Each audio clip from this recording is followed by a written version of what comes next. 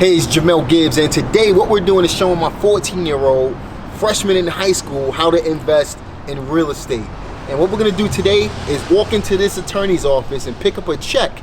And then once we pick up that check, I'm gonna go over a disposition checklist with her so that she knows exactly how to close these deals. I'm also gonna show you guys how you can get a copy of this disposition checklist at the ending of this video. All that and more coming right up.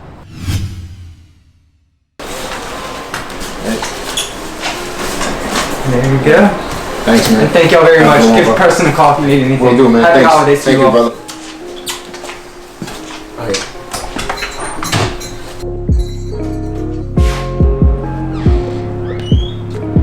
All right, so we just picked up the check. And Alyssa, how much is that check for? $12,951.90. $12,951.90. We're gonna sit down and talk about this disposition checklist. And then what I'm gonna do is show you guys how to get a copy of that checklist as well. We closed this deal today, picked up this check, and now we're just gonna talk about how we got to this point so that she could get an understanding of how it all works. There's really 4 sections when it comes to the disposition checklist. We have the first section is when receiving an executed contract from the seller on a wholesale deal, here's what you do. Then we have when finding buyers, when finding a buyer, this is what you do, all right? So you have it right here, when finding a buyer, and then it says before closing, this is what you do, and then upon closing. So once you actually close the deal or you're ready to close the deal, this is what you do, all right? So the first thing is when receiving an executed contract from the seller on a wholesale deal, what does it say to do? It says, have the seller send pictures of all the rooms and exterior of the property, okay? And you wanna highlight the problem areas. So why do you think that's important for the seller? If you're not physically at the property, why do you think it's important for the seller to send pictures of the property so that you can see? And why do you think they should highlight the problem areas? Because if you're not there, you won't know what the rooms look like, so they could just send you a picture. And if you highlight the problems, you could fix them. Exactly. So if they highlight the problems, that's a really good answer, really good job. If they highlight the problems, you could actually see what's wrong with the house. Then it says, have the seller install a lockbox on the property, and you want to put it in a discrete area. So like a water meter or a gas meter, something on the side of the house. You never want to put a lockbox where you put the key in it. You don't want to put those on a front, you know those lock boxes that you see me with?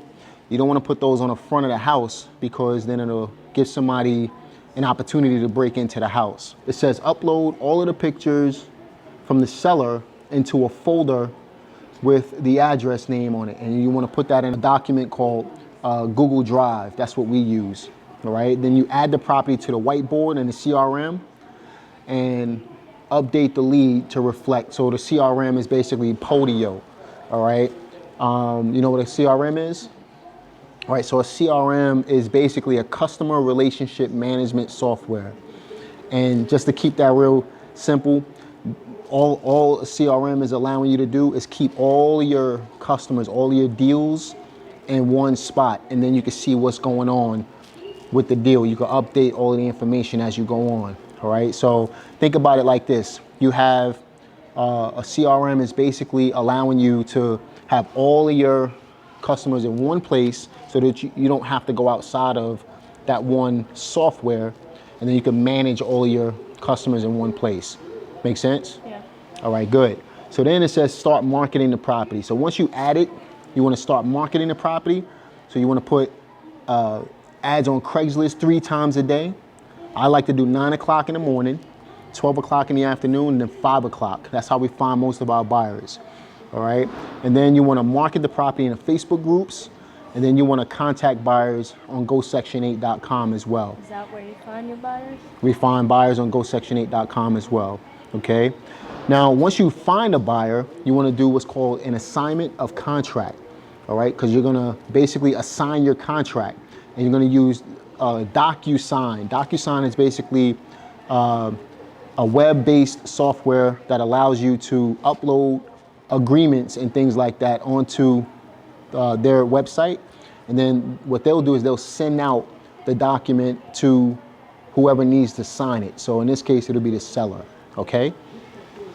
Then from there, it says, make sure the closing date for the buyer on the contract is a week before your closing date. So sometimes what happens is buyers, they don't always close on the deal.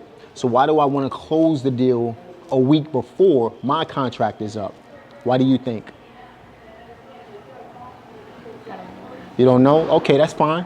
So basically what that allows me to do is it gives me more time to be able to find another buyer.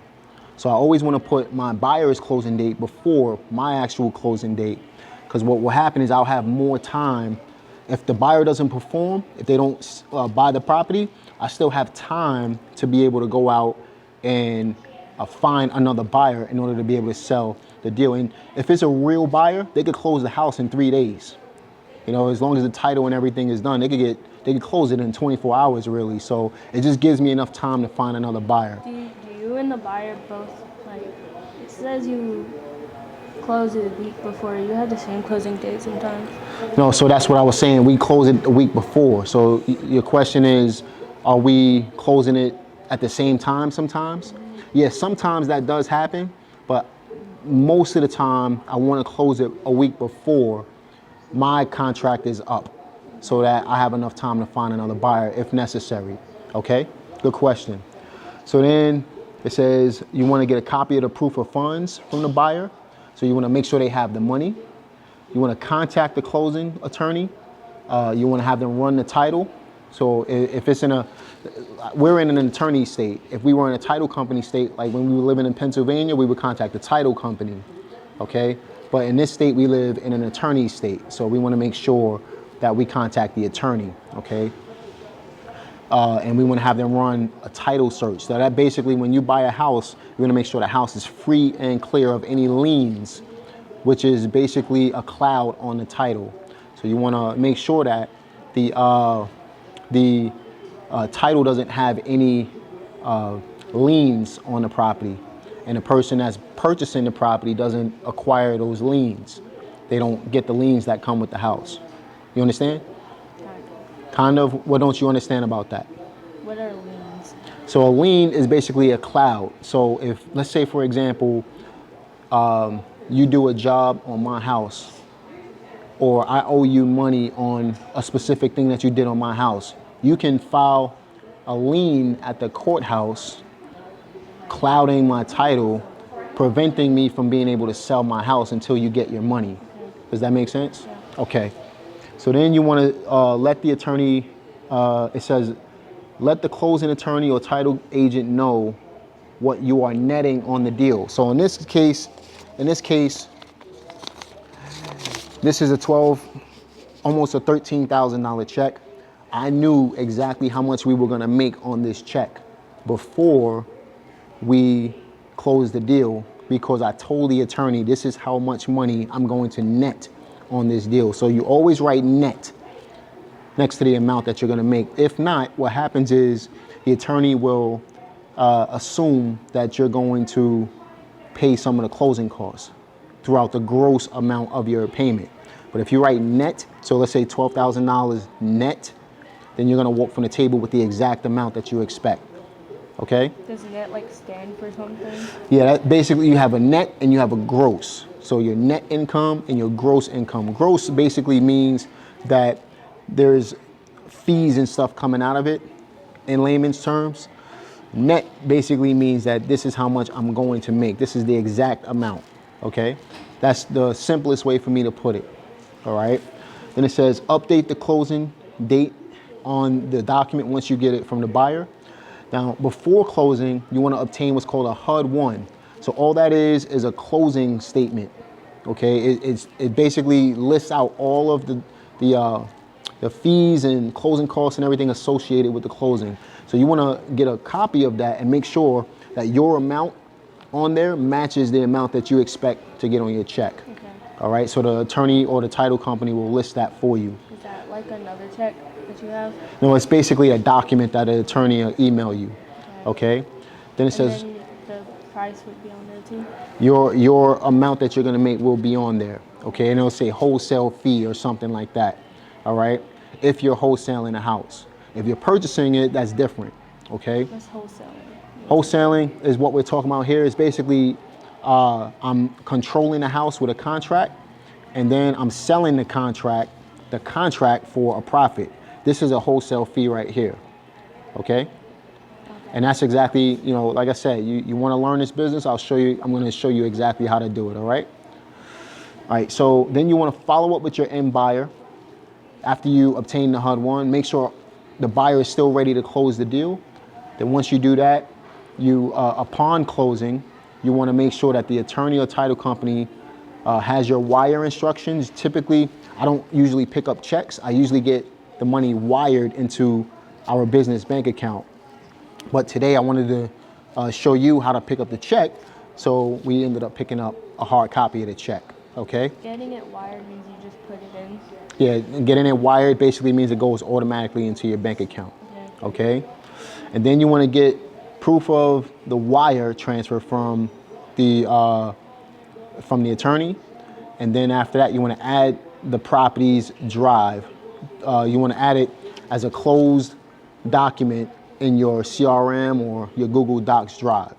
All right, so again, it's real simple, real easy. This is a sheet that I use. I created it as a checklist to make sure that we stick to, you know, we're on a right path with every single deal that we do. And, you know, we're gonna go over that a little bit more so that you could get a clearer understanding of it, all right? Mm-hmm. All right, now guys, if you want a copy of this agreement, this is the Disposition Checklist. All you gotta do is click on the link in the description box below, and you'll get a copy of this Disposition Checklist as well. I will be asking you for your email address so I can send it to you. And you know, other than that, if you implement everything on here, this is everything that you need in order to get your deals closed. So like this video, subscribe, and click the notification bell as well. And I'll talk to you guys on the next one. Take care.